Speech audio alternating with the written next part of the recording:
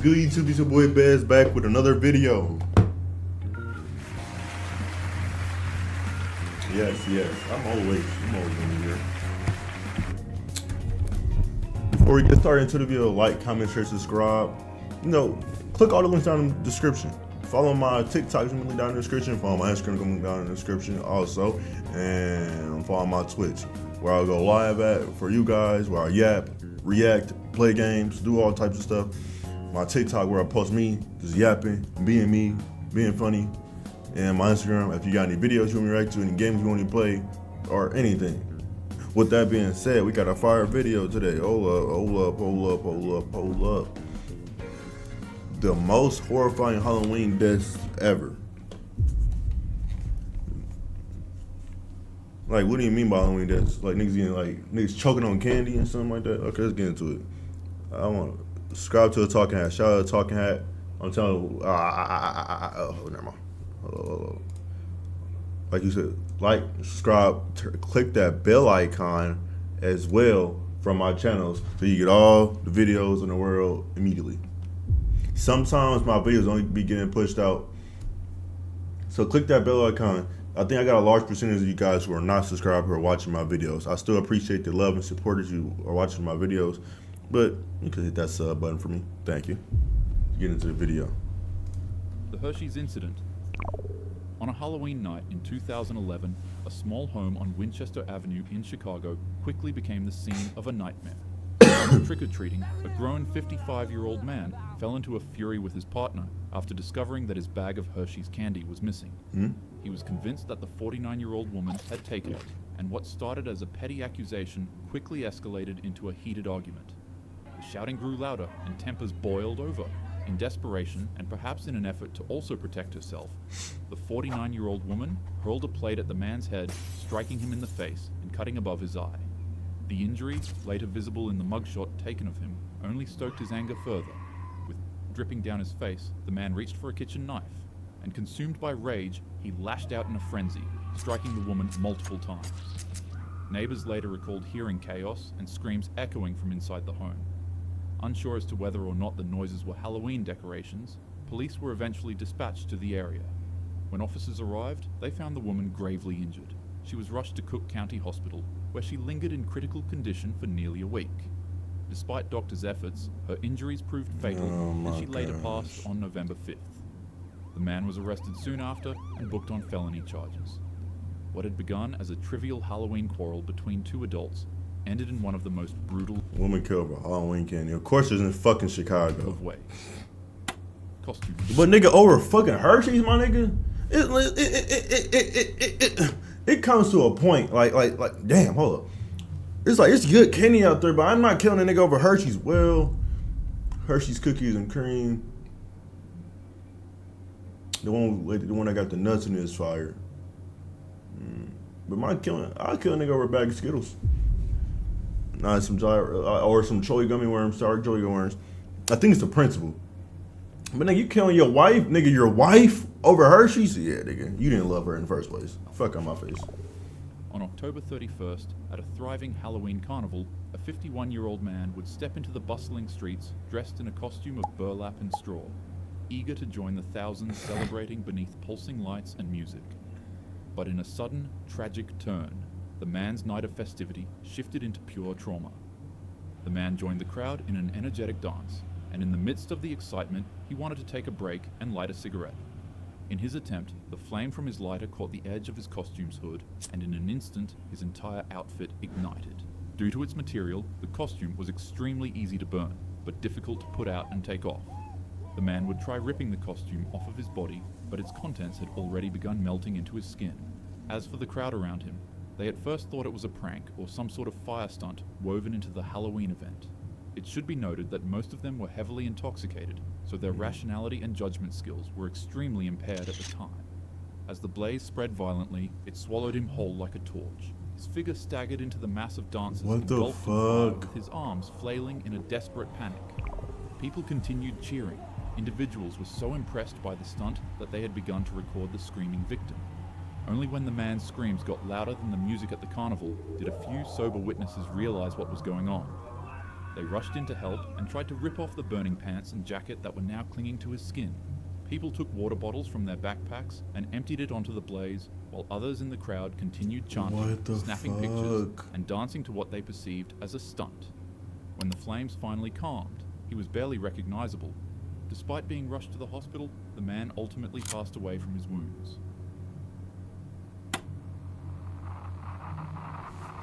Now that's why I be like drinking, bro. Like when it comes to like, hold on, my bad, y'all. My phone keep on going on, bro. I'm recording. But when it comes to like drinking and shit, that's why, bro, it takes away, it makes you stupid. Because if a sober man gonna see another person on fire, I'm like, get him. Nigga, these niggas is, we in a day and age that nigga will see you dying and record you. I wish I would be bleeding out, nigga, like, oh shit, oh hey, whoa, hey, whoa. That's all niggas do. Niggas don't help you anymore. They pull out the flash, they be like, bro, get him some help. Oh shit, get him some help. What the fuck is going on? What the fuck? Like, nigga, when they was recording fucking P&B Rock, when he was laid out, like, niggas recording P&B Rock when he was dying, bleeding out. Niggas was doing the same shit to Takeoff. Niggas to be just calling, niggas to be like, niggas so invested in their fucking phones, they be trying to go for clicks and everything. We had a shooting here in Indianapolis and niggas was recording dead bodies. Like, bro, get a fucking grip. A 23-year-old mother in Hong Kong would continue navigating her life in an environment tainted by hardship. She was an orphan as a child, and as she grew up, she became addicted to abusing substances and other things. She worked at a nightclub in one of Hong Kong's red light districts, Tsim Sha Tsui, where a 34-year-old mob boss frequently visited her for services. The gangster was known to be extremely dangerous as he had a horrible temper and would often do cruel and unusual things to people who wronged him. One day, after the two met with each other, the mobster would accidentally forget his wallet at the venue. Upon seeing that it contained 4,000 Hong Kong dollars, the woman would secretly steal it to help her own financial situation for herself and her son. The mob boss found out, and out of fear of what he'd do to her, she immediately returned the money back to him. However, he wasn't satisfied. He demanded that she pay an additional $10,000 back to him as an interest fee for her thievery. Obviously, she couldn't meet those requests. On a calm night, as the woman made her way into her apartment after her shift, she'd hear knocks at her door. It would be 3 members of the Triad gang and a young girl who claimed that they wanted to settle the dispute with a more reasonable fee. Also, side note, the young girl seen here is actually the mob boss's girlfriend. Whoa. Remember how I said he's 34? Well, she's 20 years younger than that. Just, yeah. 34. 14?! Oh my gosh, bro. As soon as the woman opened up the door, they ripped her out of her apartment and drove her to a rundown flat on Granville Road in Kowloon. It was there that her final horrific month of torture began. Her captors beat her with pipes, suspended her in the air with wires, burned her with wax and plastic, and rubbed peppery spices into her wounds. Each day blurred into the next. It was a cycle of torment designed not only to punish her, but to strip away at her humanity. Neighbors heard nothing beyond the walls, but within them, suffering was routine. After nearly a month of agony, her body could no longer endure the mistreatment, and she would pass away from the monstrous acts of the gang. Upon realization, the mob boss had his men disposing of her remains in bags and pieces to clear themselves of any evidence. However, in a grotesque and cruel twist, the boss would have her skull boiled clean, polished and preserved, and then stitched into his girlfriend's Hello Kitty plush. Actually, I don't really feel comfortable considering her his girlfriend. I mean, the man's quite literally old enough to be her father. But nonetheless, night after night, the young girl would be faced with the doll as she lived with the mob boss, and he kept it in the flat they were living in. She wouldn't be able to escape the sight of the toy, and as time went on, it began haunting her. She'd start seeing hallucinations and apparitions of the woman's ghost. The spirit would follow her every day, weeping dreadfully. It'd stand by the corner of her bed, staring at her every night, and if the girl ever fell asleep, it'd show up in her dreams as well, and turn them into nightmares. In her words, she said that it kept haunting her while demanding justice.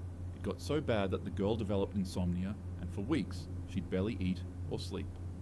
Eventually, she broke. She ran to a nearby department, and reports from the Kowloon police station say that she turned up at the building shaking violently.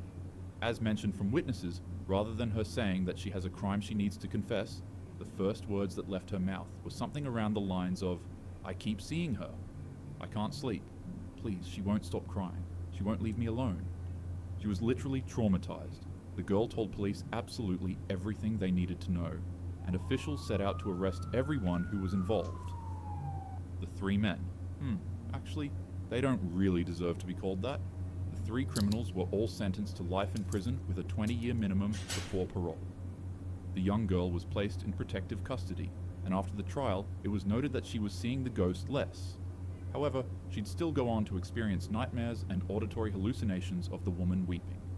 The last thing that was heard of her before she was relocated with an identity change was that she was being given psychological treatment and correctional therapy. These aren't just horror stories, they're real events, and they're all so wrong in so many ways. Halloween is meant to be scary in a fun manner, not in a cruel and dangerous one. To ensure that happens, make sure to group up, stay close to your friends, drink responsibly, and always check your candy twice. Take care of yourself and keep your loved ones safe. Without further ado, have a happy Halloween. Did I jump scare you? Yeah. That was a fire video. That last one is overly. What the fuck, dude? Over $500, bro. She was already. Let's not get past the fact that he was a pedophile. You're a pedophile, gang. Like, you 34 with a 14-year-old. You're a mob boss. I thought mob bosses to get pussy. You 34 with a 14-year-old. You traumatizing that little girl. You grooming that little girl. The lady, she needed the money. She even gave you. She was so scared. She didn't even use the money. She gave you the money back, gang. You said nah, and then you want an extra $10,000 on top of that. Let's do that math. How much is that? Was that $1,000? 10 HKD to USD. Yeah, $1,200. Gang, over $1,200? That means you must have been a broke ass mob boss. I don't give a fuck, bro. I don't give a fuck. Oh, bro, that's fucking sad, dude. Oh my Jesus. That's that weird shit I be talking about, dude. With that being said, thank you guys for sticking to the end of this video, man. Like, comment, share, subscribe. Let me know your thoughts and comments about that last one. That last one was crazy. I never heard about that one. You got, nigga, you old as hell killing your wife over fucking chocolate. Get the fuck out my face. But damn. Leave your thoughts and comments down in the description. Follow my links in the description. Follow my Twitch. Follow my TikTok. Where I go, follow my Twitch where I go live. I will go live on Twitch and TikTok at the same exact time. So click those links down in the description. Follow my link down in the description. With that being said, thank you guys for all the support that you've been giving me on the road to 10,000 subscribers. And with that being said, I'll see you guys when I see you guys. Peace.